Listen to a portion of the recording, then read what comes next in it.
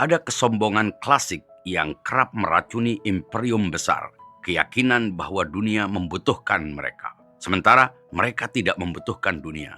Retorika itu terdengar heroik di panggung kampanye America First, tembok perbatasan, tarif sebagai senjata, namun rapuh ketika berhadapan dengan kenyataan global yang saling terikat. Di bawah gema slogan itu, terutama pada era Donald Trump, tersimpan satu ilusi berbahaya bahwa kemandirian mutlak adalah bentuk tertinggi kekuatan. Padahal Amerika Serikat tak lahir dari isolasi. Ia menjadi raksasa justru karena berhubungan imigran dari berbagai penjuru membangun tenaga kerjanya. Perdagangan lintas samudera mengalirkan kapitalnya. Rantai pasok global menopang industri-industri strategisnya. Pasar dunia menyerap produk-produknya. Ekspor barang dan jasa memang sekitar 1/10 dari PDB. Namun bagi sektor otomotif, teknologi, dan hiburan, ketergantungan pada pasar global jauh lebih dalam. Lebih dari 30% penjualan mobilnya bergantung pada konsumen luar negeri.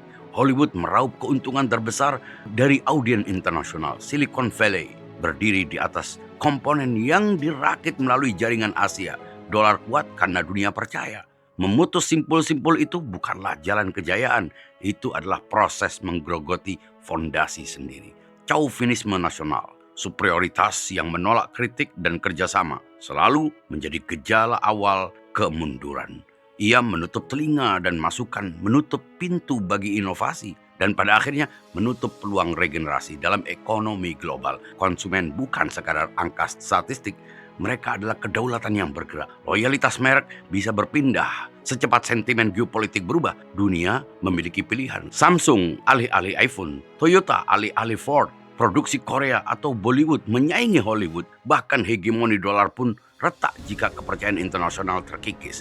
Di era multipolar, pilihan adalah senjata paling sunyi sekaligus paling menentukan. Ironi itu terpampang jelas dalam respon Presiden Meksiko Claudia Sheinbaum. Tanpa retorika bombastis, ia menunjukkan bahwa di luar tembok imajiner terdapat miliaran konsumen dan mitra dagang yang dapat berpaling.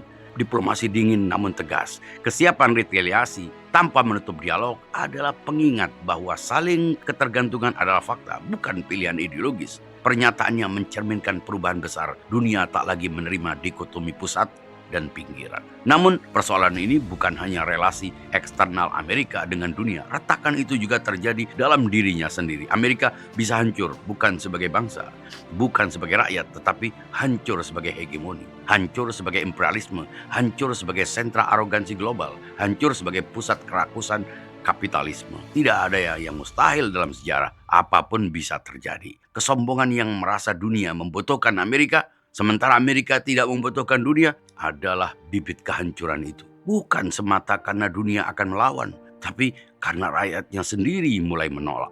Mereka lelah dengan arogansi, lelah dengan kolonialisme gaya baru, lelah dengan intervensi atas nama demokrasi, lelah dengan merasa paling besar dan paling menentukan nasib bangsa-bangsa dunia. Rakyat Amerika tak ingin terus menjadi pekerja kasar bagi ambisi geopolitik dan kerakusan korporasi. Mereka tak ingin pajak dan masa depan generasi mereka dihabiskan untuk mempertahankan citra adidaya yang semakin kehilangan legitimasi moral. Mereka tidak ingin bangsa lain diperlakukan lebih rendah, karena mereka sadar bahwa merendahkan orang lain pada akhirnya merendahkan diri sendiri. Gelombang demonstrasi besar di berbagai kota, polarisasi politik yang tajam, serta tuntutan impeachment terhadap Donald Trump menjadi tanda kelelahan kolektif itu. Itu bukan sekadar dinamika politik biasa, itu adalah gejala bahwa sebagian rakyat Amerika menolak wajah chauvinistik negaranya sendiri. Jika dunia luar mulai melihat Amerika sebagai common enemy, itu bukan karena kebencian irasional,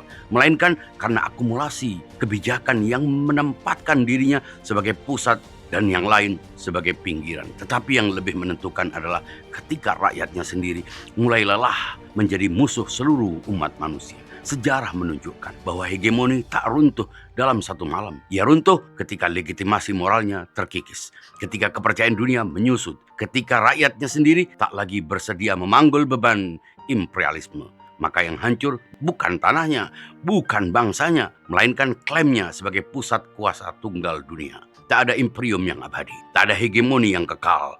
Jika arogansi terus dipelihara, maka yang akan roboh bukan rakyatnya, melainkan hegemoninya, bukan negaranya, melainkan imperialismenya, bukan bangsanya, melainkan sentra dominasi global yang selama ini dibangun dan dibanggakan. Dan hitung mundur itu selalu dimulai dari satu hal, kesombongan yang menolak menyadari bahwa dunia tak pernah dimiliki oleh satu bangsa saja. Refresh your mind. Join Diakon Salufika. Share knowledge ini.